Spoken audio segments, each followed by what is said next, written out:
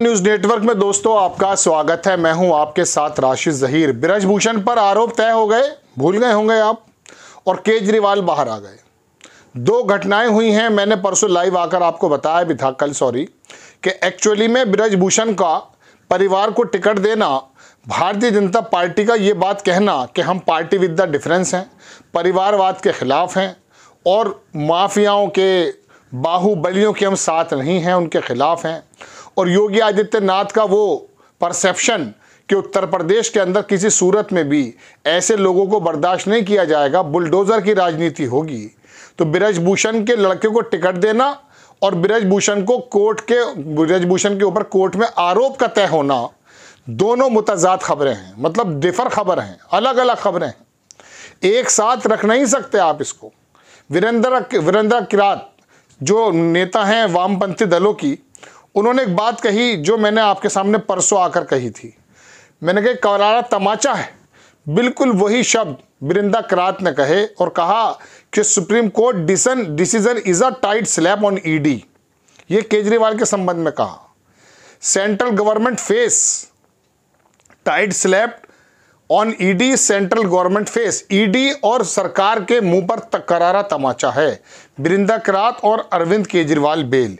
यही बात दर्शकों मैंने कहा, मैं बहुत संभल के बोल रहा था कि मैं इसे करारा तमाचा कहूं या नहीं, लेकिन जब इस नेता की तरफ से ये बात आई, मुझे लगा आपको थोड़ा सा ब्रजभूषण के ऊपर आरोप का तय होना और केजरीवाल के जमानत का होना क्या वाकई केंद्र के मुंह पर तमाचा है, जैसा कि ये बता रही हैं। और इत्तेफाक से एक दिन पहले मैंने भी यही शब्द इस्तेमाल किए थे। बात यह है, मैं केजरीवाल की तरफ चलता हूँ। केजरीवाल ने जमानत नहीं मांगी, केजरीवाल को जमानत दी गई है, अंतरिम ही सही, भले अंतरिम जमानत ही सही, लेकिन खुद दी गई है। क्यों? कि साहब राजनेता हैं, इलेक्टेड पर्सन हैं, चुनाव सर पे है, इसलिए इस तरह के राजनेता का बाहर होना जरूरी है। सरकार कुछ भी अपोजिशन में कहती रही हो वो बात दीगर है, अपोज करती रही हो वो बात दीगर है, लेकिन इस बात को बाहर निकालना, ये बात साबित होता है कि आप बिना मांगे अगर जमानत दे रहे हैं, इसका मतलब ये है कि उनके पास अगर पर्याप्त सबूत, उनके खिलाफ पर्याप्त सबूत भी हैं, तो आप उस केस के अंदर तेजी क्यों नहीं लाते जिस केस में आपने उनको बंद किया, जेल में डाला है। महीनों के बाद आपकी इन्वेस्टिगेशन पूरी होगी और उसके बाद आप कहेंगे कि गिल्टी है यानी गिल्टी नहीं है। इस बीच आपका मकसद पूरा हो जाता है। सुप्रीम कोर्ट ने गिरफ्तारी की टाइमिंग को लेकर भी सवाल उठाए। पता चल जाता है कि सरकार के जबान से कहने में और करने में बड़ा फर्क है। इसके मन में कुछ और है। केजरीवाल का नाम जमाने से गूंज रहा है शराब घोटाले में। हम ये नहीं कहते कि वो उसके अंदर विक्टिम है या नहीं है, हम ये नहीं कहते कि इसके अंदर वो आरोपी गलत बनाए हैं या नहीं बनाए हैं। बात यह है कि अगर उनको आरोपी बनाया गया है तो आपने एक ज़माने पहले उनको गिरफ्तार क्यों नहीं किया, जबकि मनीष सिसोदिया को कर लिया था। चूंकि आप जानते थे कि इलेक्शन के समय इनको उठाकर लेकर जाया जाएगा, जेल में बंद किया जाएगा और उसके बाद जो है अपना रास्ता हमवार कर लिया जाएगा, ऐसे आरोप लगते हैं। लेकिन अब केजरीवाल को सुप्रीम कोर्ट ने आपके ख्यालों को देखते हुए, आपकी मंशा को भांपते हुए छोड़ दिया है। तो क्या यह करारा तमाचा है आपकी उस प्रक्रिया पर, ईडी की प्रक्रिया पर, जो गृह मंत्रालय से संचालित होती है नहीं आप जाने? या अब ब्रजभूषण पर आ जाइए, उसके परिवार के लड़के को टिकट दे देने का मतलब क्या है? उसके ऊपर आरोप है और आरोप तय हो गए कि उसने बच्चों के साथ जो है उत्पीड़न किया है। ये बात दीगर है कि बड़ी अदालतें उसे छोड़ देंगी, जमानतें हो जाएंगी। मेरे देश की ये विडंबना है, मेरे देश के संविधान की विडंबना है कि बहुत बड़े बड़े बागड़ बिल्ले लोकसभा में बैठे हैं, जमीन पर जब आते हैं तो लॉ को ब्रेक करते हैं और यहां से जाने के बाद, चुन कर जाने के बाद वो लॉ मेक करते हैं, मतलब लॉ मेकर बन जाते हैं। तो ये अजीब बात है। एक फिल्म देखी थी मैंने प्रकाश झा की, उसमें क्या हुआ था, उसमें नाना पाटेकर को गृह मंत्री बना दिया गया था, जो बदमाश था। हुआ है ऐसा, जेल के अंदर है विधायक, जेल से निकला हुआ विधायक है, वो जेल मंत्री बन जाता है उत्तर प्रदेश में, ऐसा भी हमने देखा है। तो दोस्तों बात यह है कि आप तो अलग नाम लेकर के आए थे, आप तो कह रहे थे कि राजनीति बदल देंगे। मैं भारतीय जनता पार्टी की बात कर रहा हूँ। केजरीवाल ने भी यही कहा था, हालांकि उसने किसी हद तक राजनीति को बदलने की कोशिश की, इसमें कोई दो राय नहीं। आम लोगों को सुलभ चीज़ें देने की कोशिश की, इसमें कोई दो राय नहीं है। ये बात दीगर है कि वो तुम्हारे साथ रह करके तुम्हारे जैसा हो गया है थोड़ा बहुत, लेकिन फिर भी उसने राजनीति लेकिन आप क्या कर रहे हैं? आप परिवारवाद का डंका बजाते हैं, लड़के को टिकट दे देते हैं।